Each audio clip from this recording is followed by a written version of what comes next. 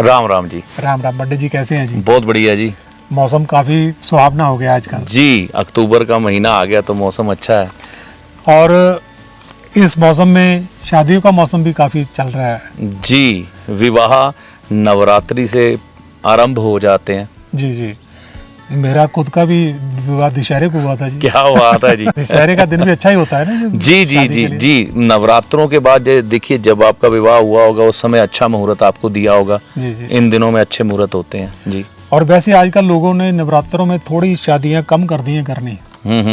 चीज़ें बहुत महंगी हो गई हैं। सब्जियां बहुत महंगी कर दी हैं। जी जी, महंगाई बढ़ गई।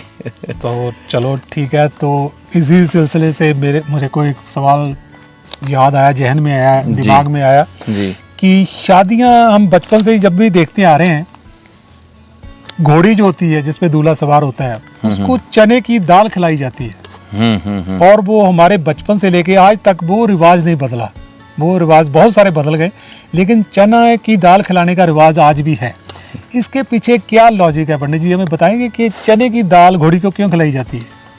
जी, देखिए हम अगर अपने शास्त्रों को अध्ययन करते हैं या ज्योतिष शास्त्र को कहीं ढूंढने की कोशिश करते हैं जी, तो घोड़ी को चने की दाल खिलाने का जिक्र आपको कहीं भी नहीं मिलेगा स्पष्ट रूप में, जहां पर लिखा हो कि विवाह के समय चने की दाल घोड़ी को खिलाएं।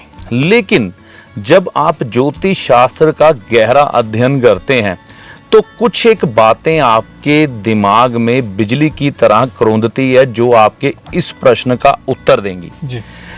देखिए, लाल किताब के दृष्टिकोण के अनुसार जो बृहस्पति ग्रह है वह चौथे भाव में उच्च का माना जाता है, और काल पुरुष की कुंडली के अनुसार जो चौथा भाव है वहां पर चंद्रमा की कर्क राशि पड़ती है, यानी कि चंद्रमा के घर में आकर बृहस्पति उच्च का हो जाता है।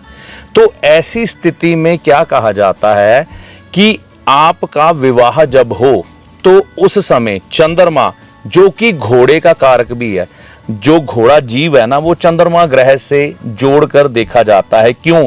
क्योंकि चंद्रमा भी फास्ट मूविंग प्लेनेट है, और चंद्रमा के साथ अगर घोड़े की बात करें तो वो भी पुराने समय की बात करें तो घोड़ा भागना एक बार शुरू कर दिया तो रुकता नहीं था, है ना। तो चंद्रमा के घर में अब बृहस्पति को तो हम नहीं पहुंचा सकते, हर किसी का बृहस्पति चौथे भाव में तो नहीं होगा। तो यहां पर क्या किया जाता है कि राहु के दुष्प्रभाव इस शादी पर ना आए, ठीक है ना, और चंद्रमा की शुभता और बृहस्पति की शुभता दोनों आपस में मिला दें। क्योंकि बृहस्पति किसके साथ जोड़ के देखे जाते हैं? आपके भाग्य के साथ। तो भाग्य को बढ़ाने के लिए, यानी कि ये जो गठबंधन होने जा रहा है इसकी शुरुआत कहां से हो रही है? जैसे ही घोड़ी पर दूल्हा सवार होकर चलेगा तो उस समय से इसकी शुरुआत होगी, शादी की प्रक्रिया शुरू हो जाती है।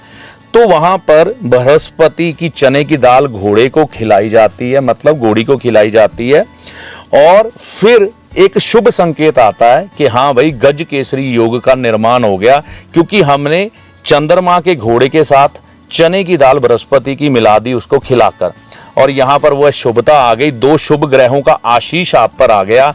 फिर आप आगे चलते हैं विवाह करवाने के लिए, फिर रस्में सारी अलग अलग चलती हैं, क्योंकि ये विवाह, कोई भी विवाह भाग्य से जुड़ा होता है।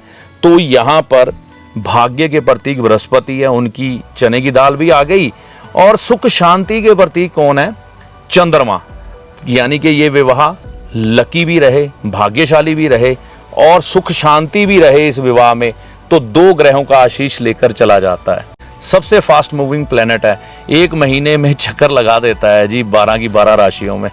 क्या बात है। और चक्कर जो है कि पंडित जी ऐसे भी है कि सभी ग्रह बकरी होते हैं? हाँ, वक्री सूर्य और चंद्रमा नहीं होते। चंद्रमा नहीं होते ना, क्योंकि हाँ। चंद्रमा हो गए तो फिर तो नहीं, जाएगा। सूर्य और चंद्रमा कभी वक्री नहीं होते, क्योंकि चंद्रमा ने जो चाल पकड़ी है ना वो बिल्कुल पीछे नहीं हो सकता, दिन रात उसी से निर्माण होते हैं। क्या बात है जी। हर चीज का लॉजिक है जी, और ज्योतिष में हर चीज का जवाब है। देखिए, ज्योतिष में ही आपको हर आपके जो संस्कार है, रीति रिवाज है, उनका उत्तर मिलेगा। कोई दुनिया का ऐसा ग्रंथ नहीं मिलेगा घोड़ी को चने की दाल क्यों खिलाई जाती है। जब दूल्हा दुल्हन को लेके घर में आता है पानी का वारना क्यों किया जाता है, इनके उत्तर कहीं पे नहीं है, लेकिन ये ज्योतिष से जुड़े हुए हैं सभी।